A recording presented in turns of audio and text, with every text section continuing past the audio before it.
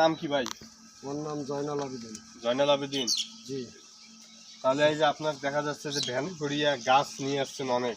আপনি এই গাছের ব্যবসার সাথে কতদিন থেকে যুক্ত? এই চারার আমি 6 বছর থেকে যুক্ত আছি। এই চারার ব্যবসার সাথে? জি। তাহলে তো এখানে তো বিভিন্ন জাতের গাছ, একটু গাছগুলো সে পরিচয় করে দেবেন, গাছ কোন গাছটার কি নাম?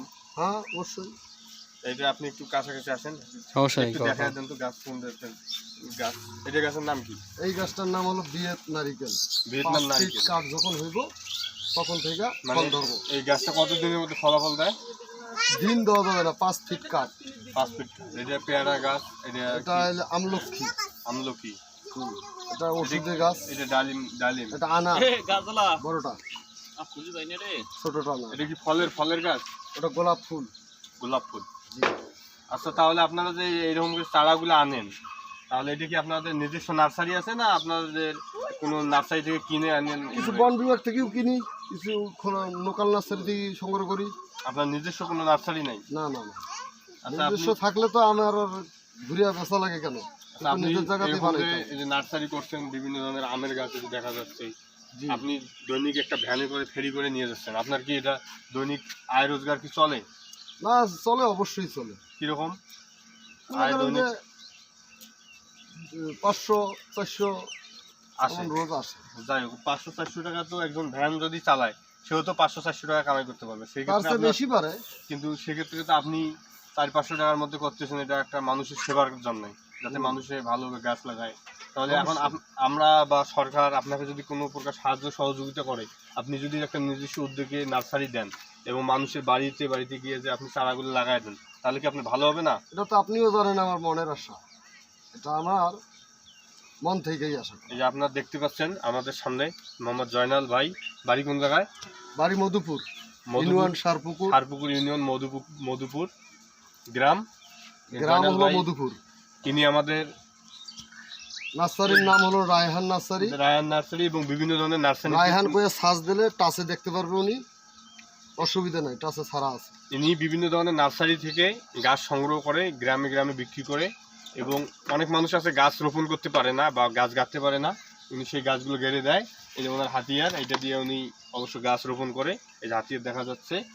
তো যদি আমরা যত্ন করলে গাছটা বাঁচতে পারে, প্রত্যেকে ট্রিটমেন্ট, আমরা যদি 5 থেকে 10টি করে গাছ লাগাই, এনার মতো জয়নাল ভাইয়ের সাথে যদি আমাদের আশেপাশে কেউ গাছ লাগাইতে চান, জয়নাল ভাইয়ের সাথে যোগাযোগ করবেন। এনার বাড়ি হলো সারপুকুর ইউনিয়ন, মধুপুর গ্রাম, কুমড়িয়ার সংলগ্ন। তো এই বলে আজকে আমি আমার কথা এখানে শেষ করছি। ভাই, আপনি যদি কিছু বলার থাকে বলেন। আমার বলার তো কিছু নাই। এই বিষয়ে বলেন। এদিকে আনে, এদিকে আলাপই হলো গাছ নিয়ে, আর কোনো বলার নাই। গাছগুলো একটু দেখান, গাছগুলো আপাতত কি কি গাছ আছে, গাছগুলো একটু পরিচয় করে দেখা যাচ্ছে এখান থেকে ওই যাইতে লাগবে না। আপাতত আপনি গাছগুলা কি কি চারা আছে এখানে পরিচয় করে দেন। এখানে আছে থাই জাম্বুরা। থাই জাম্বুরা কোনটা? এই যে গাছ, এই গাছটা হলো থাই জাম্বুরা। থাই জাম্বুরা, এটা 2 বছরের মধ্যে ফল আসার গ্যারান্টি দিছে মহাজন।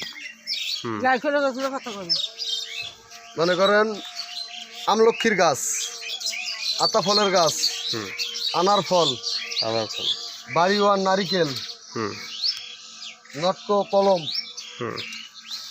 তারপর আছে আপনার কাঠবাদাম গাছ।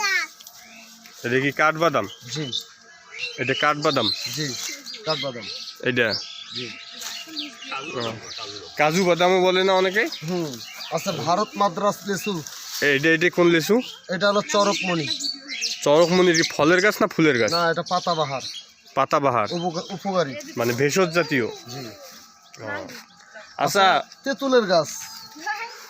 তেঁতুলের গাছ চারা। আচ্ছা ভাই, আমি সবই বুঝলাম, কিন্তু একটা জিনিস হলো কি, আপনার চেহারা দেখা যাচ্ছে যে অনেক আপনার গাল মুখ সব বসে গেছে। তা আপনি কি সারাদিন রোদে কাজ করে এরকম হয়েছে যে আপনার? জি জি, আমার আশা কি মানুষের বাড়িতে গাছ লাগাই দেওয়ার, মানুষেরও হইতে হবে, আমারও নাম থাকবে। এই আমার ব্যবসা হলো মরণ ব্যবসা। তাদের থাকলে আমার থাকা না।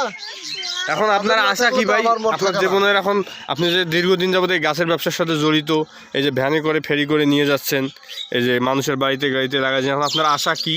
যে জীবন এটাই আশা আমার, যাতে আমরা কি মানুষের যাতে আমরা কি সফল হয়। আমরা কি আপনাকে কোনোভাবে সহযোগিতা করতে পারি যে আপনি গাছ অবশ্যই, লাগাবেন, আমি একটা তো মনে করেন- আপনার একটা নার্সারি নিজস্ব হবে, তখন আপনি আরো বেশি করে মানুষের গাছ লাগাই দিতে পারবেন, এটা কি আপনার আশা নাই? অবশ্যই আশা।